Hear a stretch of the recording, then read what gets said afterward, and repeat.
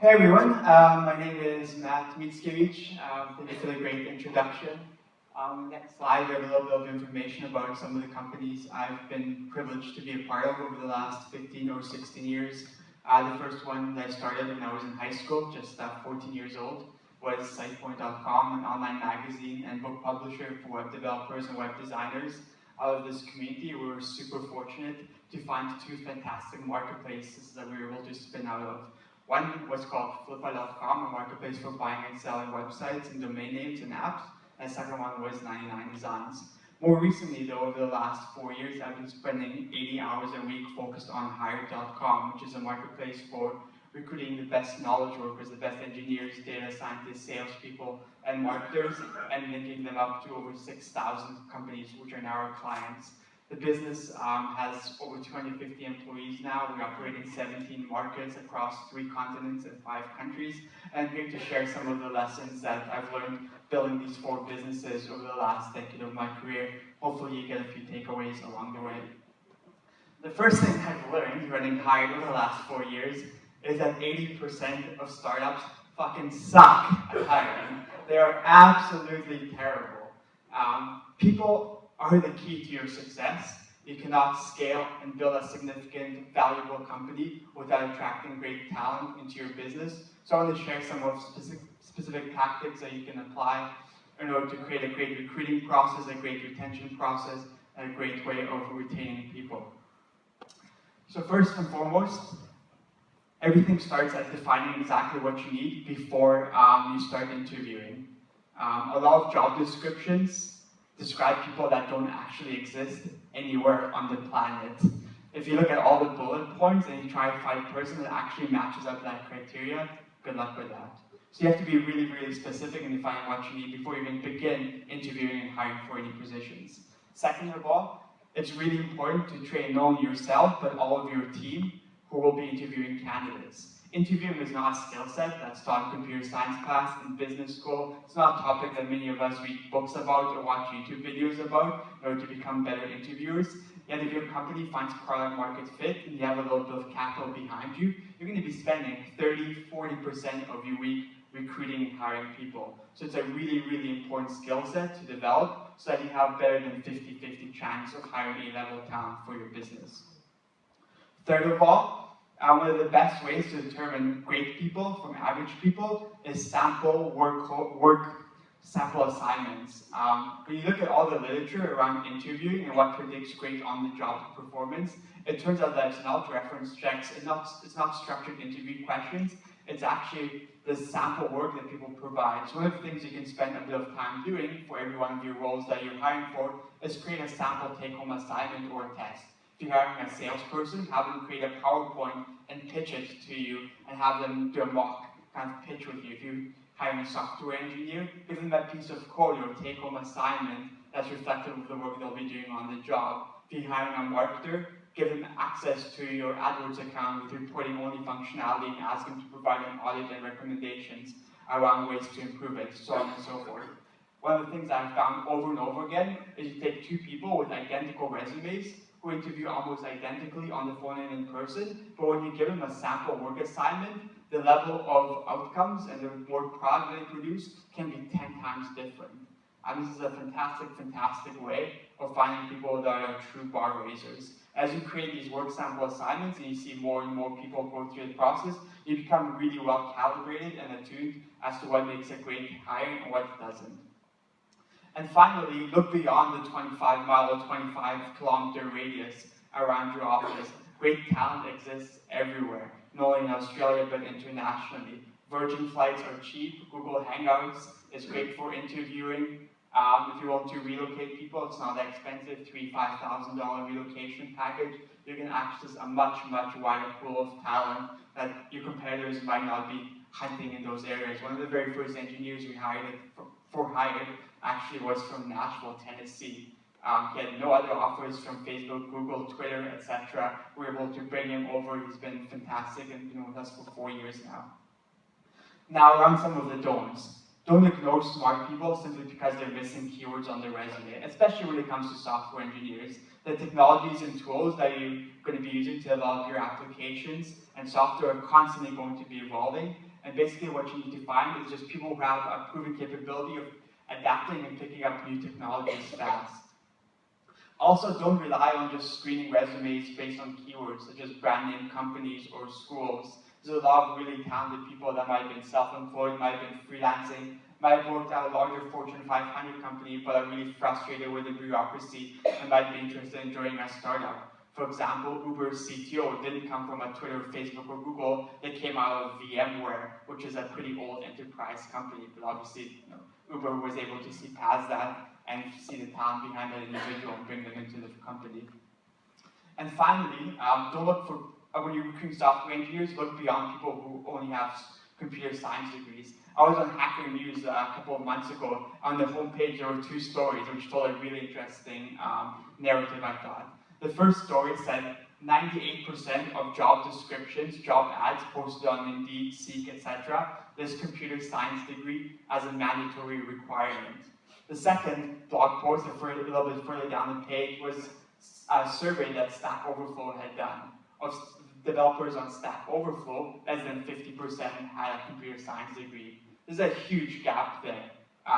You really need people who can write clean code, people who can fix bugs, people who can get along with the other team members and culture. You don't necessarily need a great computer science degree to be an effective software developer. It's certainly some of the best hires we've made across my companies live up to that criteria. So scaling a team isn't just about the interview, it's an entire lifecycle process that you have to think through holistically. Unfortunately, I only have 20 minutes, but I'm going to try and touch on a couple of these things. Beyond just sourcing an interview, you have to think about offer management and closing. How do you get people to actually accept the paper offer when you find someone that you're excited about bringing onto your team? How do you onboard people and indoctrinate them into the culture and make them effective within the first 30, 60, 90 days? Onboarding is very, very critical and something that's very often overlooked. And when you look at all the data around why people leave companies, their experience during the first 30, 60, 90 days at the company actually has a really, really strong correlation to whether they're still with you 1 or 2 years from now. And finally, there's performance management and retention. We were very fortunate at Hire to start putting in place systems and processes when we were still a small startup, which have helped us scale to over 250 people that we're at now. And I'll touch on some of these later on in my presentation. So beginning with the beginning, define what you need so you know when you've found it. On the next slide here, we have an example of a scorecard that we use in our applicant tracking system. And we build these scorecards for every single role that we end up hiring for. Then we create interview questions that are meant to assess the candidate's ability to meet the criteria for each of these points. And you have different interviewers along the way providing ratings and guidance as to whether or not you think the candidate is able to meet the criteria outlined here. Doing something like this before you even start interviewing for any role is absolutely critical because this allows you to be really structured and unbiased in your assessment of the people coming through your door. Interviewing, the next step. As I mentioned earlier, interviewing is hard. It's not a skill that many of us learn at school. It's not something we spend a lot of time reading books about. Yet if you're successful, you're going to be spending a lot of your time doing it. One of my favorite books, actually, and one that we give to every single manager at Hire, is called The Who.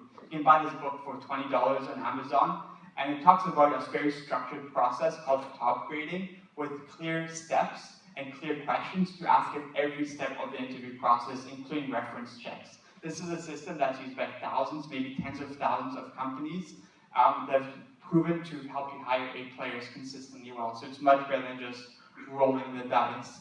This presents a great, great foundation for building an interviewing process. And obviously, over time, as your company matures, you find certain things that work and don't work. You can adapt it to your own needs. But for $20, this is like one of the best investments you can make as you scale on your team. I highly, highly recommend it.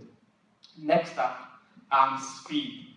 When we look at speed of hiring and look at all the data around this, especially in the US, we find that the top 10% of the talent is off the market in 10 days. Great people have a network, they know they're good, and they get offers fast. Here's some of the data just looking at the US market specifically. But the more competitive and the more highly in demand the candidate is, the faster they're off the market, the faster they accept an offer letter.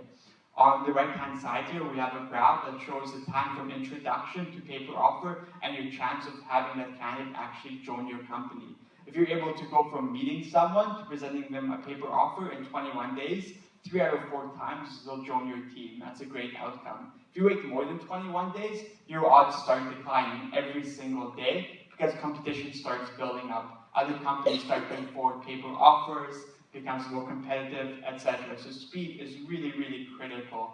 If you can optimize your process down to 3 or 4 weeks, that is absolutely ideal. Next up, we've talked a little bit about this. Anytime your organization ends a process, anytime a candidate drops out of your interview process before you've had a chance to make a yes or no decision about whether or not you want to hire them, there's this huge internal cost to that as well. Obviously, bringing a candidate on site can take up 8 or 10 hours of your team's time, phone screens, coding assessments, etc. So every time you have a candidate that says, I've already taken on the job elsewhere before you've come to a yes or no decision, there's a huge cost to that internally. You have to work really hard to minimize that. Next up, applicant tracking systems. So as entrepreneurs, we're all obsessed about all of our key metrics. We have marketing funnels, conversion funnels, we think about CAC and LTV, customer acquisition cost, average order values. We obsessively log into Google Analytics every day to look at our traffic stats and sales. But many of us are not doing the same things when it comes to interviewing and hiring. One of the very early investments that we made at Hiring was to invest in an applicant tracking system. We chose a tool called Greenhouse, but it's just one of many that are out there. There's others such as Lever and Tworkable that do a terrific job. And basically, think of these systems as a way of capturing and optimizing your entire interview process and funnel. You can look at your time to hire, you can look at your hiring speed, you can estimate your recruiting costs, you can find out where your best candidates are coming from, who in your team is referring a lot of quality people that you end up hiring. You can look at the most common rejection reasons why people are not passing through your interview process, so on and so forth. This can become really incredibly valuable, especially when you're trying to hire 10 or 20 people a month in some cases. Any tweaks that you can make to the metrics here, making you and your team incredibly more efficient than before. Next up, human resources, not a dirty word. Most first-time entrepreneurs cringe at the thought of bringing in HR. HR is not necessarily a cop, is not necessarily a bureaucrat, is not necessarily a paper pusher. They can be really, really valuable business partners to your hiring team, to the executive team, to the management team. There's a lot of value they can bring into the business beyond just making sure you've crossed all the T's and dotted all your I's from a compliance standpoint. So when you think about when is the right time to bring in HR, we think it's around 40 or 50 people. We hired our first director of HR at Hiring. We had about 42 employees inside of the company.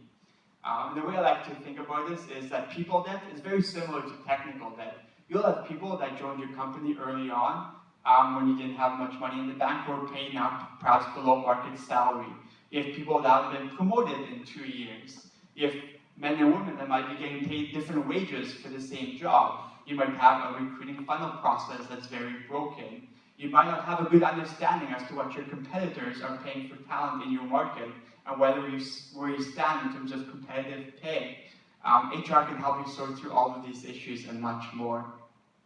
Other things that HR can help with, promotion policies, creating a cultural committee, training junior managers and employees. This is really important. As your company scales, inevitably you'll have a lot of individual contributors who move to people management roles for the very first time. And it's really, really important that you provide a support system to make that possible and to make those managers successful. What mentorship do they need? What training do they need? And ultimately, if they figure out that people management isn't the right thing for them, provide a nice exit path for them to become individual contributors again.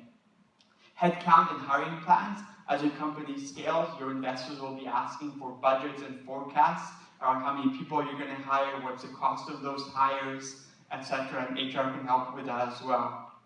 And finally, things like perks, benefits, vacation policies, maternity, paternity leave, healthcare, all these are critical things that will come up more and more as your company kind of goes beyond 30, 40, 50 people. You have to start thinking about this very early on. Performance management and retention. This is another thing that we were very fortunate at Hired to start doing from the very early days of the company. We have two tools that we've used very successfully that you can start deploying basically as long as you're 10 people or more, I would say. The first one is called Tiny Polls, and basically sends an anonymous question to every single one of your employees once a week or every 2 weeks. One of the regular recurring questions is, how happy are you on a scale of 1 to 10? That's actually really valuable data for the executive team to know. Are the employees in your company happy and engaged? Are there particular teams or offices that are struggling with morale? These are leading indicators for potential retention issues. And having this information before somebody comes to your desk and hands in their notice is absolutely critical. So one of the things that we do is we goal all of our leadership functions on maintaining team happiness at or above a certain level. And if it drops down, we start digging in as to why that is. Are there recurring patterns or themes emerging? Do we have effective managers in place? Do they need coaching or mentoring? Are there morale issues because of the work being assigned to particular teams? So on and so forth. The second tool that we've used that's been very successful is around goal setting and performance management called Small Improvements. And basically this has every single employee on a quarterly or biannual basis set specific goals for themselves that they want to achieve, and then go through a discussion with their manager on a regular basis to review those goals and those KPIs. This creates a really strong rhythm of communication and creates accountability so that people will show up in the office in the morning, they know exactly what's expected of them and exactly what numbers they should be optimizing and trying to deliver on a day-to-day and week-to-week basis. Next up, retention. When you think about why people leave your company, typically falls into three primary categories. First of all, they hate their managers or their coworkers. A lot of times people might love the company, they might love the mission, but if they don't get along with the manager or get frustrated by the manager, that can be a turning point for them starting to look elsewhere for new opportunities. Second of all, people don't feel like they're being challenged or they don't have momentum in their career. People like to feel like they're progressing, that they're being pushed constantly, that their boundaries are being expanded, and that they're challenged. Doing the same thing over and over again will lead to people looking elsewhere for new challenges and new learning opportunities. A lot of companies, for example, are now putting in rotational programs or allowing people to move between departments. Engineers becoming product managers, marketers moving into data analysts and business intelligence roles, so on and so forth. So it's important to think about ways that you can provide that internally within your company to retain your A-level talent. And third of all, if people are being underpaid grossly, that can also be a motivating factor. It's really important that you have clear compensation philosophies inside of your company and that you know where you stand relative to the market so that you can be fair and that people understand how the compensation level was arrived at. Hired actually releases a lot of our compensation data internally. We have a page called diversity.hired.com, which breaks down not only the demographics of our company, but also the pay breakdown by seniority levels between the genders in our company. It's something that we're very proud of, and that as companies mature and reach a certain scale, we begin to see more and more of the likes of Facebook and Twitter are all obviously releasing this data on an annual or quarterly basis in some cases. So the utopia, the nirvana, as an entrepreneur, as a CEO, as a founder, the optimal situation that you're shooting for is when everybody shows up at work, they clearly understand what work they need to get done, that good things will happen for both them and their company. The bad is when people start fighting amongst themselves, organizational boundaries, limited resources, they're unclear as to what's expected of them, they're unclear whether they do a particular task that makes the company more successful or not. So it's entrepreneurs and managers and executives, it's really important to provide this clarity internally to our organizations. We have about 1 or 2 minutes for questions, if there's any in the room. What do you use for a competency tracker? For what? Competency trackers. So we talked about those quarterly reviews. Those inclusive of actual characteristics and particular milestones for that person's development to get promoted. What are you using for that? So we use the OKR system for goal setting and goal tracking, and then those go into small improvements. But there's other tools out there such as BetterWorks that do a fantastic job as well. And we do it on a quarterly or biannual cycle in some cases.